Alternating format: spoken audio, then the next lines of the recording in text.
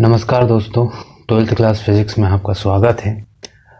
इस वीडियो में हम कूलाम के नियम की सीमाएं के बारे में जानेंगे और एप्सिलॉन नॉट का मात्रक एवं विमा के बारे में जानेंगे। आवेश घनत्व किसे कहते हैं, ये कितने प्रकार के होते हैं, मात्रक एवं विमी सूत्र लिखिए, ये भी हम इस वीडियो में जानेंगे। तो कूलाम के नियम की जो सीमाएं हैं, कूलाम ने बताया कि जो नियम की सीमाएं होती हैं, पहला जो क्वेश्चन का जो आंसर है कि यह नियम केवल बिंदु आवेशों के लिए सत्य है। यह नियम केवल बिंदु आवेशों के लिए सत्य है। दूसरा, यह नियम केवल स्थिर आवेशों के लिए सत्य है। तीसरा है, यह नियम केवल दूरियों तथा 10⁻⁻15 मीटर से कम दूरियों के लिए सत्य नहीं है। ये कूलाम के नियम की सीमाएं थी दोस्तों। अब हम देखते हैं तीसरे नंबर का क्वेश्चन, एप्सिलॉन नॉट का मात्रक एवं विमा ज्ञात कीजिए। तो हम इसको देख लेते हैं कि एप्सिलॉन नॉट, पहले तो हम लिखेंगे सूत्र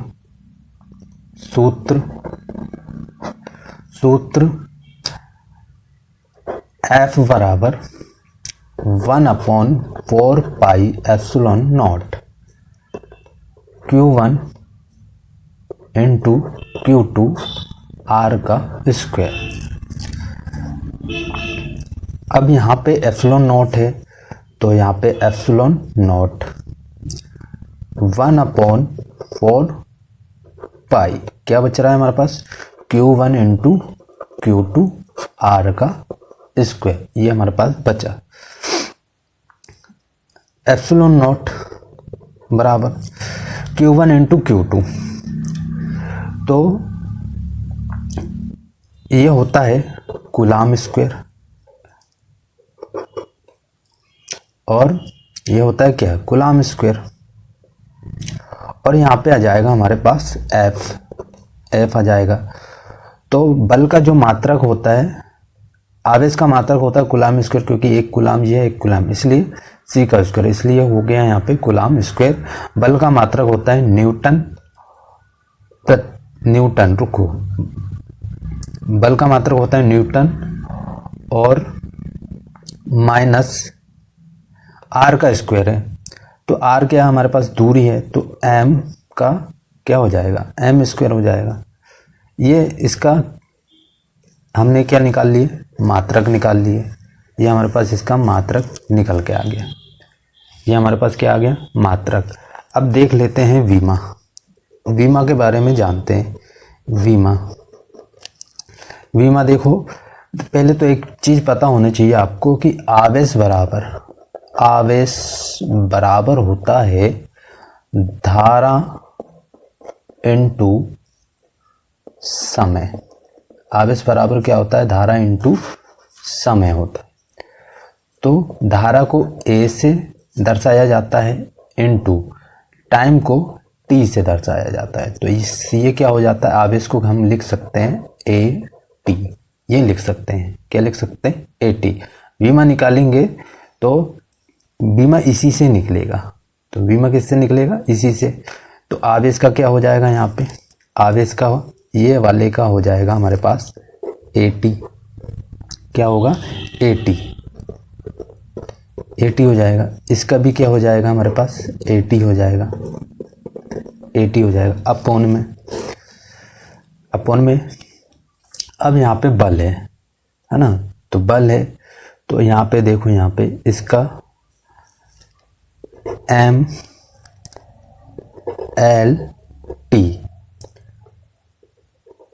-2, इसको बंद कर देंगे, फिर L स्क्वायर, क्योंकि L स्क्वायर इसलिए आ रहा है क्योंकि यहाँ पे दूरी है, ये होता है।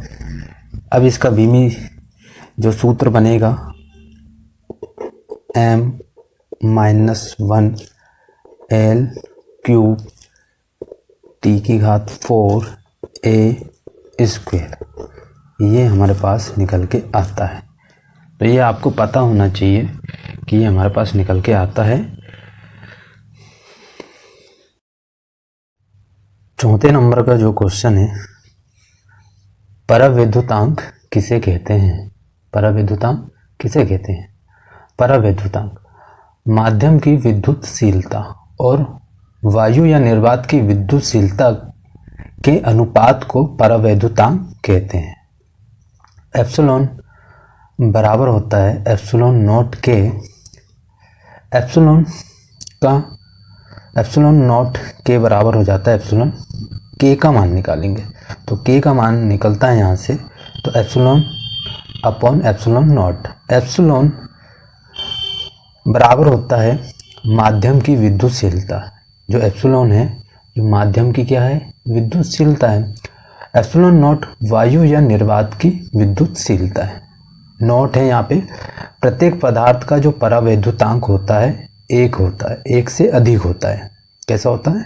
एक से अधिक होता है। धातु का परावैद्युतांक अनंत होता है। क्वेश्चन नंबर 5वां, आवेश घनत्व किसे कहते हैं? ये कितने प्रकार के होते हैं? मात्रक एवं विमी सूत्र लिखिए। आवेश घनत्व किसी पदार्थ में उपस्थित आवेश की मात्रा को आवेश घनत्व कहते हैं। क्या कहते हैं? किसी पदार्थ में उपस्थित आवेश की मात्रा को आवेश घनत्व कहते हैं। ये 3 प्रकार के होते हैं। कितने प्रकार के होते हैं? ये 3 प्रकार के होते हैं। पहला है रेखीय आवेश घनत्व, दूसरा है पृष्ठीय आवेश घनत्व, तीसरा है आयतन आवेश घनत्व। रेखीय आवेश घनत्व के बारे में जानेंगे। किसी चालक के प्रति एकांक लंबाई में उपस्थित आवेश की मात्रा को रेखीय आवेश घनत्व कहते हैं। इसे लैम्ब्डा से व्यक्त करते हैं। अतः लैम्ब्डा बराबर होता है Q अपॉन एल। लैम्ब्डा का जो विमी सूत्र होता है AT अपॉन एल, ये विमी सूत्र है। लैम्ब्डा का SI मात्रक कूलाम प्रति मीटर होता है। लैम्ब्डा का CGS जो मात्रक होता है स्थितिज कूलाम सेंटीमीटर होता है। सेकंड में हम पढ़ेंगे पृष्ठीय आवेश घनत्व। पृष्ठीय आवेश घनत्व किसी चालक के प्रति एकांक क्षेत्रफल में उपस्थित आवेश की मात्रा को पृष्ठीय आवेश घनत्व कहते हैं। इसे सिग्मा से व्यक्त करते हैं। अतः सिग्मा बराबर Q अपॉन ए। Q होता है आवेश, A होता है क्षेत्रफल। सिग्मा का जो विमी सूत्र होता है Q आवेश को हम लिखते हैं AT, A होता है हमारा धारा और T होता है समय। क्षेत्रफल अब ये होता है L का स्क्वायर, ये हमारा विमी सूत्र है। सिग्मा का SI मात्रक कूलाम प्रति मीटर स्क्वायर होता है। सिग्मा का CGS जो मात्रक होता है स्थितिज कूलाम सेंटीमीटर स्क्वायर होता है। तीसरा है आयतन आवेश घनत्व। किसी चालक के प्रति एकांक आयतन में उपस्थित आवेश की मात्रा को आयतन आवेश घनत्व कहते हैं। इसे P से व्यक्त करते हैं। P से व्यक्त करते हैं। P बराबर होता है AT अपॉन V। P का जो विमी सूत्र होता है AT अपॉन L की घात 3, ये हमारा विमी सूत्र है। तो अगला क्वेश्चन देखते हैं। अगला क्वेश्चन भी है हमारे पास।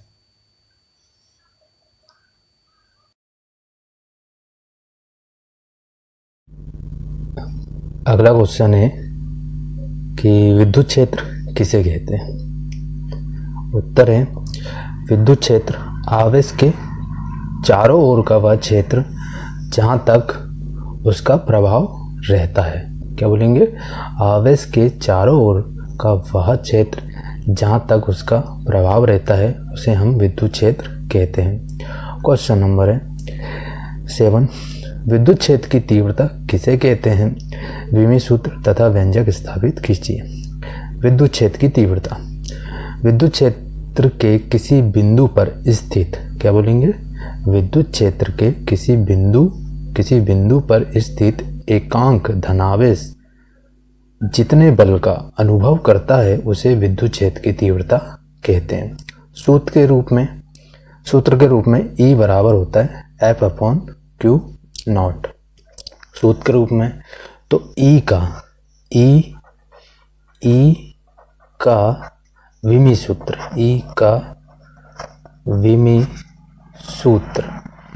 E का जो विमी सूत्र होगा mLT माइनस पावर कितनी हो जाएगी?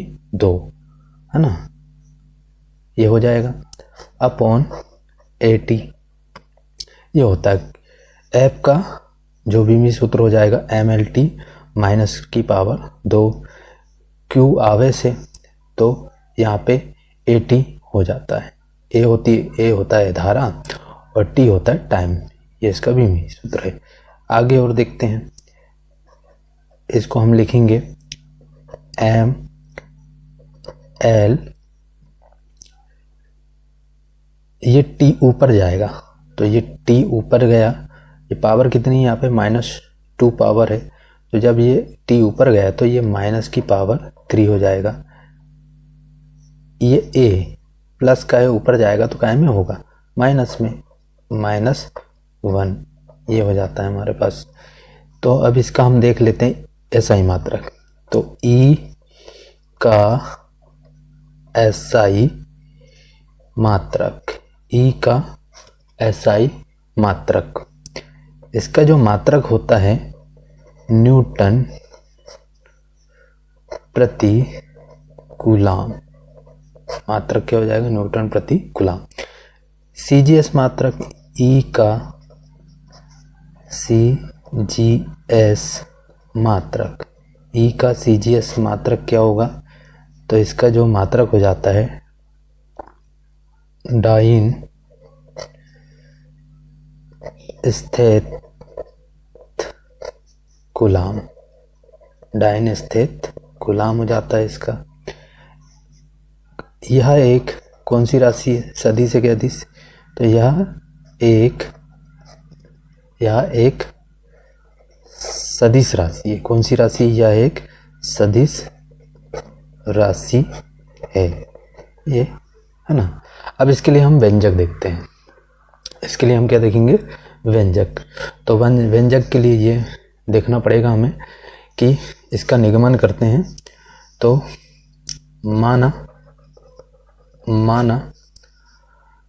माना बिंदु O पर प्लस Q चार्ज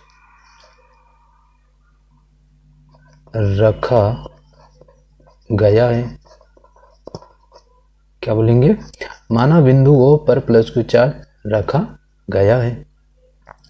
O से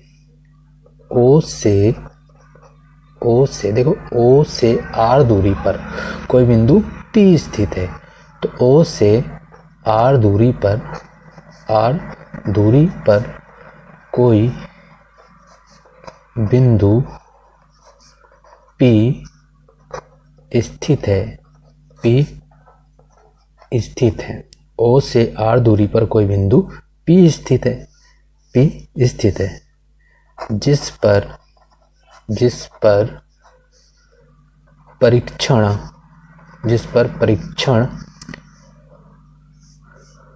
आवेश Q0 रखा गया है, जिस पर परीक्षण आवेश क्या रखा गया, Q0 रखा गया। हम इसको नोट को 0 भी बोल सकते हैं, Q0 रखा गया, कोई टेंशन नहीं है। अब देखते हैं प्लस Q आवेश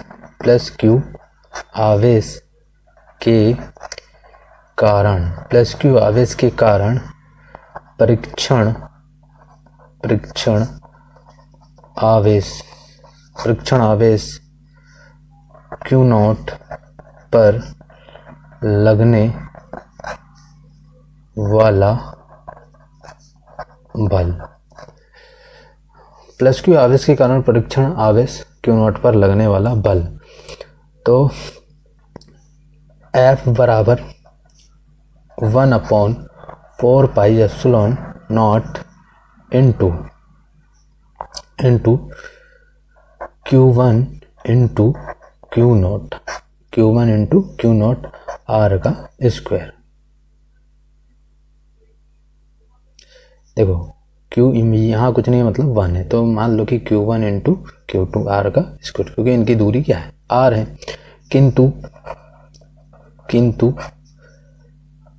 किंतु E बराबर होता है F/Q0। E बराबर क्या होता है एफ अपॉन क्यू नॉट, ये विद्युत क्षेत्र की तीव्रता होती है। तो ई बराबर एफ का मान देखो, एफ का मान ये है हमारे पास, ये पूरा मान है तो हम रख देंगे 1/4πε0 Q1 into Q naught R का स्क्वायर। और लेकिन यहाँ पे क्यू नॉट है तो यहाँ पे भी क्या आ जाएगा, क्यू नॉट आ जाएगा। क्यू नॉट से क्यू नॉट कैंसिल हो रहा है तो ई बराबर 1/4πε0 Q1 आर का स्क्वायर, Q1 आर का स्क्वायर। तो ई बराबर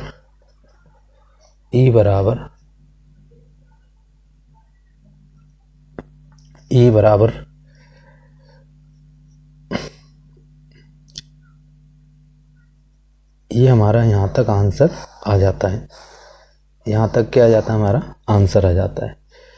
लिखना यहाँ पे आगे, यदि आवेश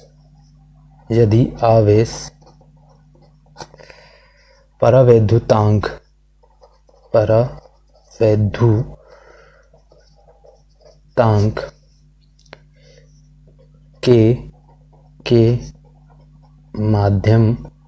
के माध्यम में स्थित हो तब क्या लिखेंगे, ई बराबर 1/4πε0 के Q1 अपॉन आर का स्क्वायर। तो ये हमारा क्या हो जाता है, आंसर आ जाता है यहाँ तक।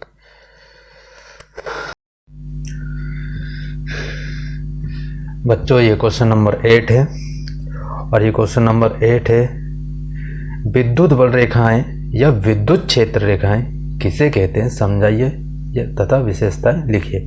बहुत ही इम्पोर्टेंट क्वेश्चन है। विद्युत बल रेखाएं की कल्पना सर्वप्रथम माइकल फैराडे ने की थी। किसने की थी, याद रखना आप कि विद्युत बल रेखाएं की कल्पना सर्वप्रथम माइकल फैराडे ने की थी, है ना। तो परिभाषा क्या बोलोगे इसकी, ऐसा काल्पनिक वक्राकार पथ जिसमें एकांक धनावेश गमन करता है विद्युत बल रेखाएं कहते हैं। क्या बोलोगे, ऐसा काल्पनिक वक्राकार पथ जिसमें एकांक धनावेश गमन करता है विद्युत बल रेखाएं कहते हैं।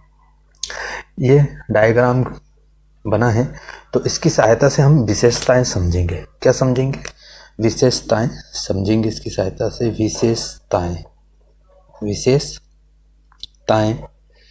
विशेषताएं देखते हैं इसकी क्या है बच्चों।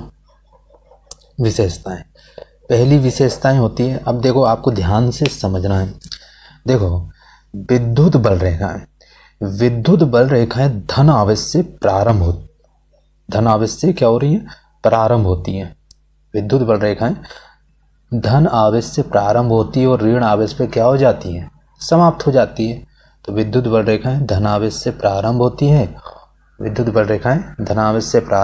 और ऋण आवेश में समाप्त हो जाती है। तो यहीं से देख के लिखेंगे हम लोग, विद्युत बल रेखाएं धन आवेश से प्रारंभ होकर ऋण आवेश पर समाप्त हो जाती है। समझ में आया। विद्युत बल रेखाएं धन आवेश से प्रारंभ होती हैं और ऋण आवेश में क्या हो जाती है, समाप्त हो जाती है। अब जो बताओ लचकदार डोर के समान है कि नहीं, लचक रही है, ये देखो लचक रही है। तो सेकंड पॉइंट लिखेंगे कि विद्युत बल रेखाएं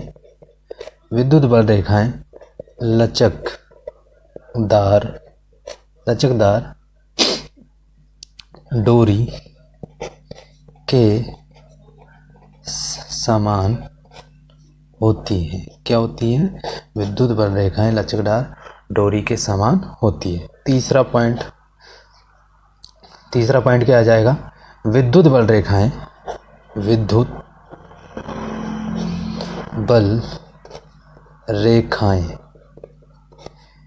एक दूसरे को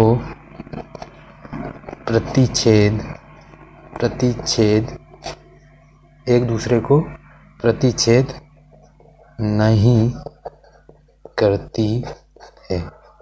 प्रतिच्छेद का मतलब है काटती नहीं है। समझ में आया कि विद्युत बल रेखाएं देखो काट रही है कि एक दूसरे को नहीं काट रही, अपने अपने मार्ग में वो गमन कर रही है। तो विद्युत बल रेखाएं एक दूसरे को क्या नहीं करती? प्रतिच्छेद नहीं करती। चौथा पॉइंट देखेंगे कि चौथा पॉइंट क्या है। चौथा पॉइंट, जिस क्षेत्र में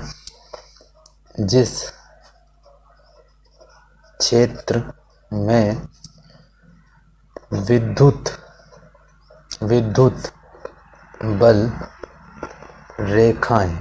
बल रेखाएं सघन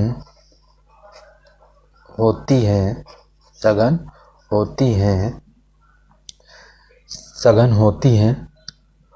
वहाँ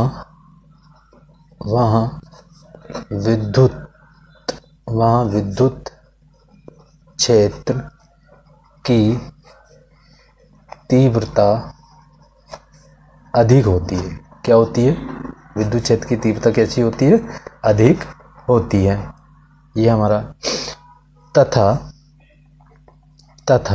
जिस क्षेत्र में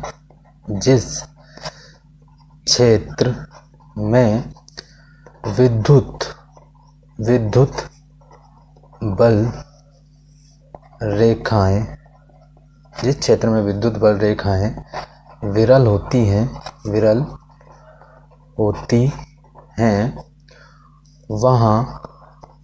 वहाँ विद्युत क्षेत्र की तीव्रता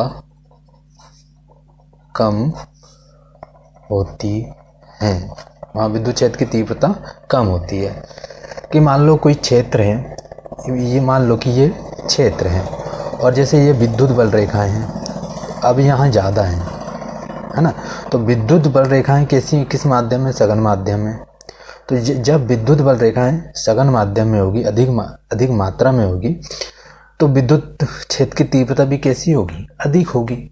लेकिन जब विद्युत बल रेखाएं की संख्या कम हो जाएंगी तो वहाँ विद्युत क्षेत्र की तीव्रता भी क्या होगी? कम हो जाएगी। ये हमारा क्वेश्चन था कि विद्युत बल रेखाएं या विद्युत क्षेत्र रेखाएं किसे कहते हैं। ये हमारा क्वेश्चन था।